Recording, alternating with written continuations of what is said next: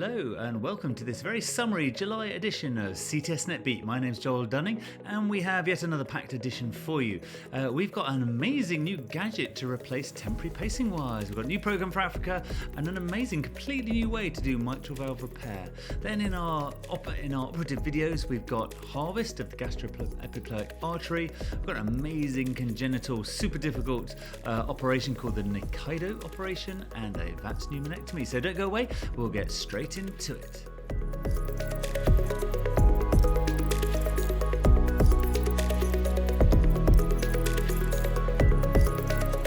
So we've got three really interesting papers for you this week. The first one really caught our eye because it says a dissolving cardiac device monitor to treat heart disease.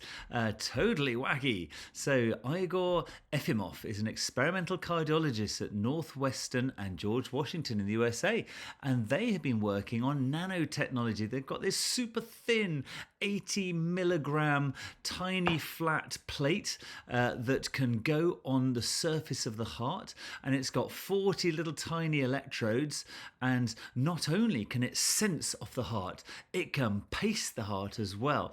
And that is not the coolest thing. The coolest thing is it dissolves, so you never need to take it out. Absolutely mind-blowingly crazy. Read this paper. So what's the point? Well, you might put temporary pacing wires on right now and you have to pull them out. Have you ever seen a tamponade from that? I certainly have. So in its place, you could put one of these little patches on your ventricle, on your atrium. It will sense the beat and it could pace it if you need to.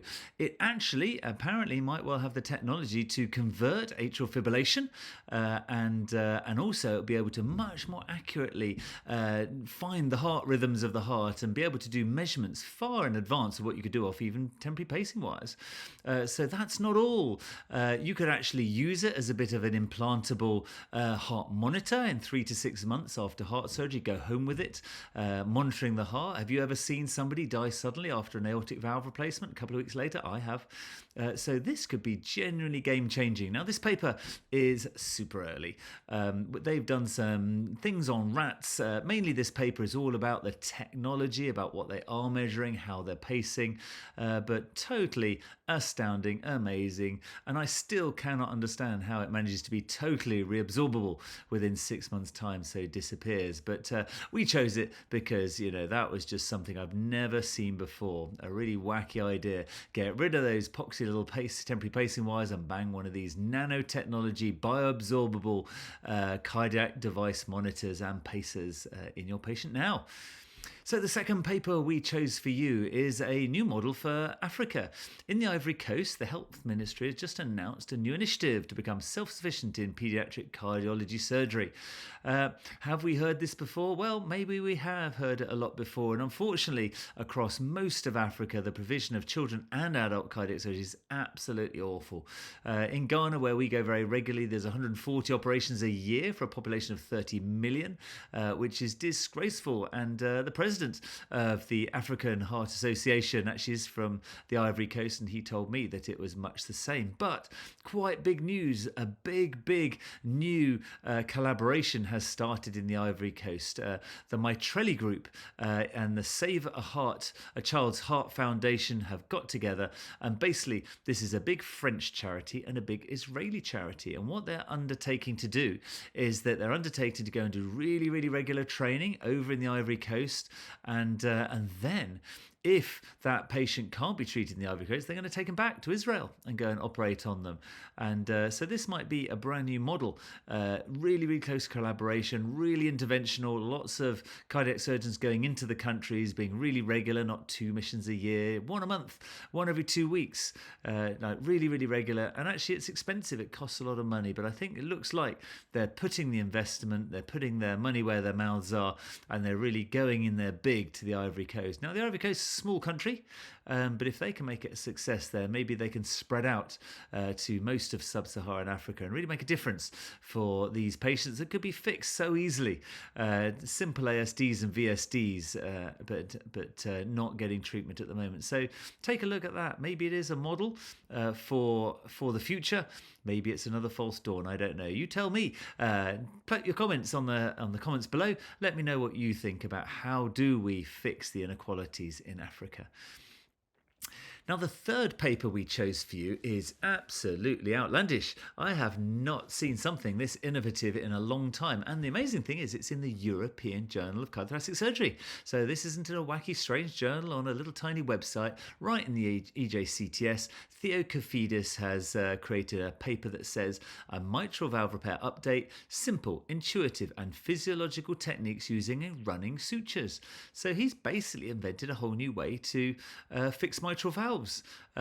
So instead of doing a cord A individually to the tips of the leaflets, he takes a running suture. He'll stitch it into the papillary muscle, and then he'll do a running suture. So if you've got posterior prolapse, he'll do a running suture all the way along the posterior leaflet and then back into the next papillary muscle, and then he'll tighten it as he tests. Equally the same anterior, he'll do an anterolateral papillary muscle stitch, then he'll run it across the leaflet, and then posteromedial papillary muscle stitch that, do that twice, then he'll tighten it as he goes, as he's doing the testing. So it's quick, it's meant to be easy, it's one stitch to tighten it all up, and he's actually really eloquent. Now the really good thing about this paper is that there's a little series of videos by him at the end, just 2 minutes 50. They're really quick, they're really easy. He hosts them from the National University Heart Centre in Singapore and just gives you a few quick rundowns on his kind of ideas for these techniques. He's named them very, very glamorously as well: the crescent technique, the Roman arch technique, and the closed omega technique, all for doing different running sutures.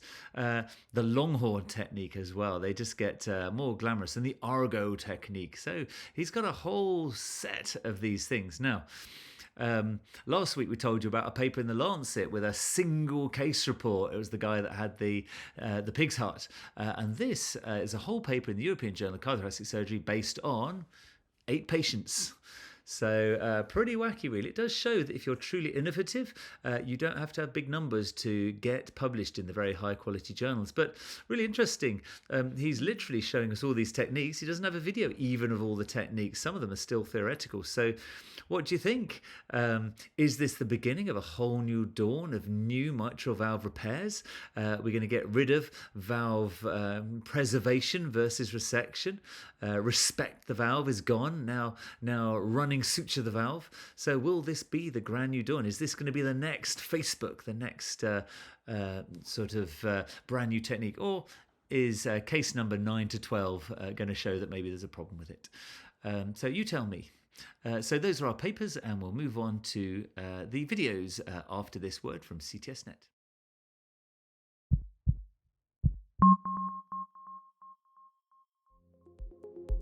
Are you on the lookout for a new job in cardiothoracic surgery?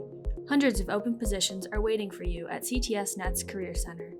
Through ctsnet.org, you can browse jobs and sign up for custom job alerts direct to your inbox. For an even more enhanced experience, create a free account and upload your resume so employers and recruiters can find you. Happy job hunting! Now, back to the beat. So we've got 3 great videos for you. We've got the first one is the Nikaidoh operation. So this is a congenital heart surgery video, and if you just like seeing incredible surgery, that me as an adult heart surgeon, I just don't do these operations. I've never really seen them, and they really are mind-blowing. The Nikaidoh operation, this was by Megan Chung, Stephanie Nguyen, and Emily Batcher, and this is all for patients with translocation of the aorta with the pulmonary pulmonary artery with a VSD and pulmonary stenosis. So, but the Nikaidoh operation has taken over from the Rastelli, and actually we've had 2 videos recently on the Nikaidoh operation. So what did they do? Well, 2.5-year-old child, stenotomy, and then they cut open the aorta, which goes into the right ventricle. They then open up, so on cross-clamp, obviously bypass, cool down to 30, 1-shot aplegia. Then they cut the pulmonary artery, and then they do the Lecomte maneuver, swap them over, and then that stump of the pulmonary artery, which is really interesting because that's got the coronary arteries coming out of it. They don't take coronary buttons; they leave them attached to this this sleeve of the aorta, and then they treat it a little bit like a Ross procedure. So they cut into the right ventricle, take it as if it was a Ross, leave the left main stem of the right coronary artery still attached. Then they pull it down to where the pulmonary valve was inserted to the wrong side. Now these patients have always got a big VSD, so they put a big baffle in there. Then they stitch the aortic valve with the coronaries into that pulmonary position, which is of course the left side. They then do a big huge patch on the pulmonary artery to make some space. They don't actually put a pulmonary valve in, which I thought was interesting, but a big baffle of more pericardium, and that's it. So made more simple. The coronaries don't get sutured and buttoned, and but really nice operation. Very impressed, and beautiful technique. Well done to that group. Take a look if you're interested in crazy wacky pediatric surgery. The next one's one for the registrars or for people that have just never seen this before. I've never actually ever seen a coronary artery bypass graft where they've taken the right gastropiploic artery, but Giuseppe Tavilla from Baylor Scott and White Health does a beautiful video showing the harvest of the gastropiploic artery, and boy, does it look easy. I got quite a surprise. I thought you'd need like some giant upper laparotomy to get this out, but actually it looked the same size as a normal stenotomy. They just opened into the abdomen, they just pulled up the stomach, and they just very easily with with an energy device, with a harmonic scalpel, they just divided off the gastropiploic artery, took it all the way proximally to the gastroduodenal, and they got a huge length. It was enormous, and the flow was massive. They put some nitroprusside in it, and then they put everything back in the abdomen. They put a little hole in the diaphragm, and then grafted it to the PDA. That was brilliant. I don't know why we don't do it all the time. No extra incisions. Obviously go into the abdomen, but that looks great, and it's an arterial graft rather than a vein. Absolutely fantastic. It actually made me want to have a go at it, really. So what do you think? I know we get a lot of Japanese papers from doing total arterial with a gastropiploic, but strangely in the West it's not really taken on. But this video is really, really good, and great advert for why don't we just go for it and take that gastropiploic. And the next video we've got for you is an easy way to perform biportal VATS pneumonectomy. So Per Giorgio Soli from the University of Bologna with his team, including Sergio Fortipari and Alessandro Cipolla and a few others, did a really lovely job of a great right pneumonectomy. Per Giorgio Soli is an absolutely fantastic surgeon. If you don't know him, I met him recently in Papworth, where we were trying out the Versus robot. Took it like a duck to water. He's a chief of service at University of Bologna, great guy, team player, really good trainer and teacher. I just know everybody loves him, and this was just a really nice video. As a 78-year-old man, really big tumour, no chance at all of being able to do a sleeve resection. It was into lower lobe vein, upper lobe vein, everywhere. So he does a really good safe technique. It was a good view. He had the camera lower down, a utility incision in the 5th space, no clashing instruments, nice and simple, shows us how to get around the vessels, and out it comes. And you know what the best thing about this video was? The best thing, wait till the end. There's a beautiful video of the patient 3 months later mowing the lawn in his beautiful garden in the summer sunshine of Italy. So great job, Per Giorgio. We love it. I'd love to see more videos from you in the future. So that was absolutely great. So I hope you like those 3 videos. I thought they were really great. And we'll just move on to upcoming events. So there's a really good adult ECMO specialist course. It's going to be at the Woodlands Medical Center in the USA in Woodlands, and it's Thursday, August the 10th to Friday, August the 11th. It's an adult ECMO course, and feel free to log in. There's the full program on the ELSO website, and it should be really, really good. So check that out right now. We've got a link to it in the show notes below. EX are planning a segmentectomy webinar so you can stay in the comfort of your own home. It's a virtual course, so go to the EX website and check it out. Thursday, September the 7th, it's going to be held, and they've been doing a few of these, so this is third in the series of thoracic webinars, and they're going to look at both simple and complex segmentectomies. So check that out if you want to extend your experience in segmentectomies. Where is Diego? So Diego, the roving surgeon of the world, teaching the world to do thoracic surgery, is now in Lanzhou City in China.